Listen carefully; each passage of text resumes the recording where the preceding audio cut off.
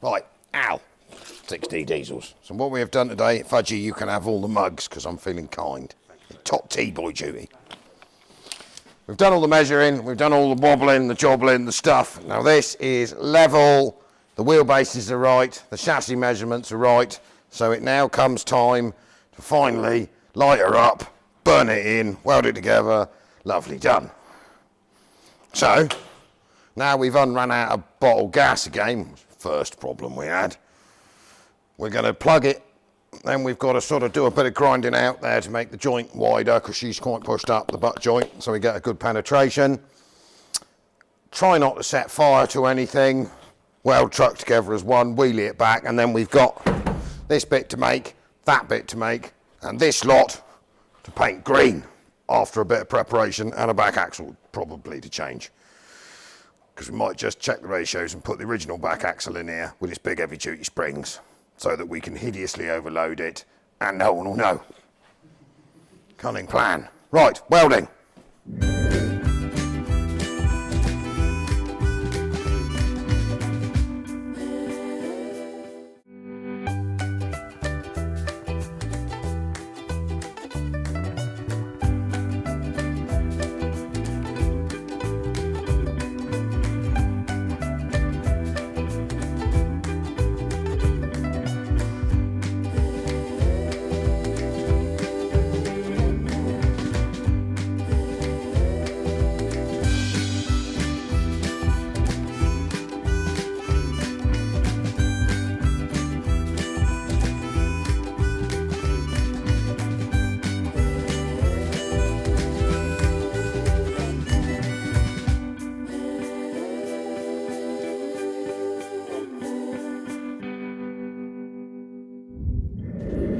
Right, as you can see, dangling off the forklift, health and safety approved I have you now, we are all welded back together.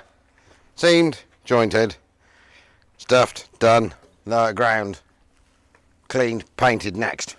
Back of the cab, fixed, 3 places, done. Going to get rid of the back axle a minute out here, and then I am going to sand this lot to death. Because basically one might as well have this bit painted as I explained earlier and that bit done as well. So then we have some new wiring harness clips arriving. We'll have to go and get the body, and we've got to paint this bit green, but we don't want that light bulb bit on the back. That's got to come off because it's got the beaver tail on it, so that's no use. We need that out of the way. So I'm quite chuffed with that. It's straight, square, solid as a rock, and it hasn't folded up in a heap as soon as I picked it up, which means I think we're good to go. So what I'm going to do now is get rid of that quickly, so I can wheel that out of the way over there once I've taken them 2 bolts out, because there's only that ratchet strap holding it up there at the moment. And then basically I need to get cleaning and sorting on this entire chassis.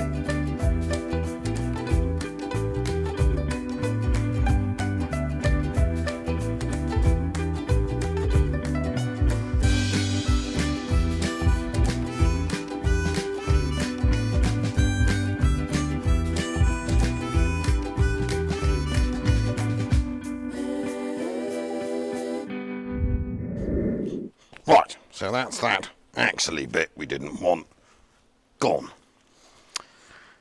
So what I'm going to do now is get a airline DA sanding on this, which is going to take quite a time. You get the joys of watching it on time lapse. I get the joys of getting covered in schmear and nastiness. I'm going to take those off as well because, man, I'm having to cut through those a while ago. They'll need replacing on, and we're going to get this. We're going to do the outsidey bit that person can see, obviously, poshy, make that all nice and smooth and lovely, and then on the insidey bit that a person can't see, we're going to knock all the loose off of it, give it a bit of a rust curing, and then we'll probably tint some like underseal of some description and paint the inside, because obviously what we need to do is stop it rusting. The inside don't need to look terribly pretty, but it needs to stop it going gouty. The outside, she needs to look pretty-ish, because you can see that. And then obviously we've got to attend to sanding on the back of the cab. It's going to take hours. Right, top quality time lapsing.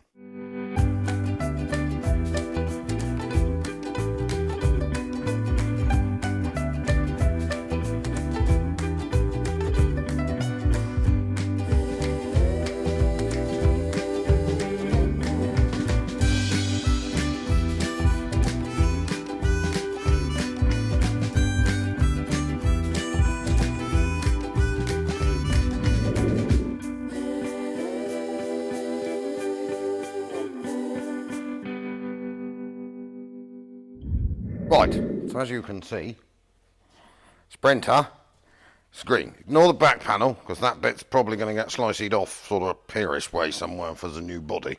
So we didn't really view that as worth sanding and painting. Chassis is all clean through, and I've started reinstalling some bits. You'll have seen me paint the back of the cab earlier on, because we ran out of masking tape yesterday, so we had to get some of that this morning. So fuel tank's reinstalled, cleaned, and there's a real common rot spot for these where the dirt and the snot sits on top of the tank. So that is greased, lano guarded to death. So the fuel pickup was rubbish and broke while taking it off. So I've got another one of those around here somewhere. I'll go and get that in a minute. I'll put the fence things back in the back of the cab. And then obviously we have to attend to a back axle, which I really could do with painting, but I might do that by hand once it's on, because it would be nice to get this movable so it runs. So if I put the fuel filler pickup, the fuel tank pickup, so that's got the fuel gauge, 2 pipes flow return to it, so we need to put that in, and then obviously handbrake cable stuff is back in. Brake pipes I cut off because they were horrible, so I'm going to cut them just in front of the tank here, join them, because to the front are really good, join them just behind the tank, and then I'll run some new copper lines in, put the load sensing valve, which is hanging over there on the wall, which is new, back on, and then in theory, once I've found some spring hanger swingy brackets, we're somewhere near a working vehicle, then we can start with cranes and bodies and exciting stuff.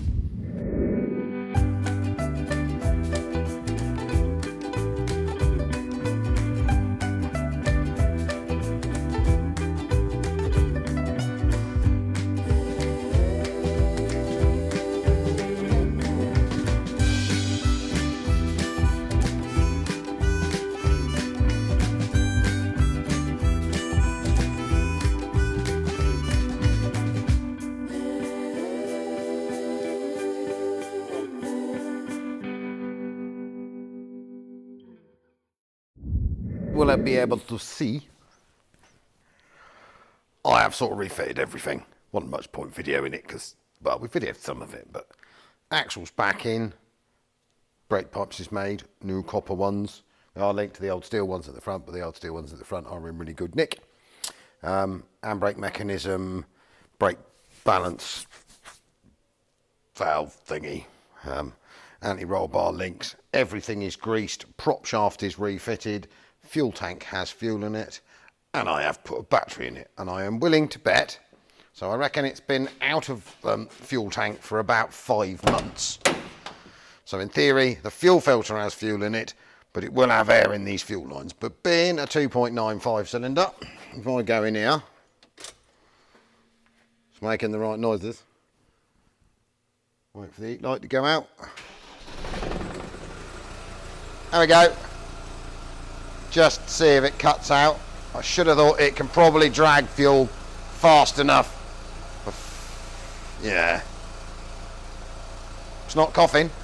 So basically, in theory, it's drivable. We have bled on the brakes, they need bleeding again. And obviously, as you'll see, I haven't painted this bit because I said before I need to take this bit off because I've got a body over there. Isn't the nicest in the world, but it's half there. We can make it nice because I want a little lightweight steel one, because if you've got a IAB crane with moving stuff, you don't want to be dopping it on an alley body because you beat it all to hell. So I need to clean up my IAB cradle, mount that next, sort that mess out there and make it a respectable body if I can, otherwise I'm throwing it away and starting again. But in theory, this is the truck sort of sorted. So what I'm going to do now is back this out there, because I need this space for someone else. Give this a bit of a washing off, because it's all covered in dust, dirt, overspray and stuff. and then we'll get on to bodies.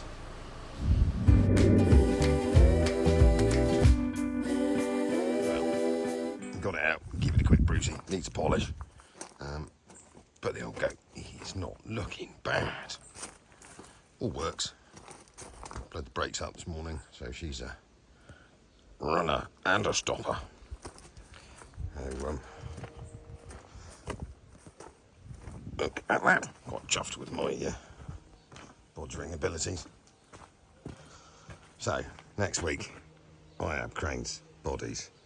Thank you very much, Al, 6DD.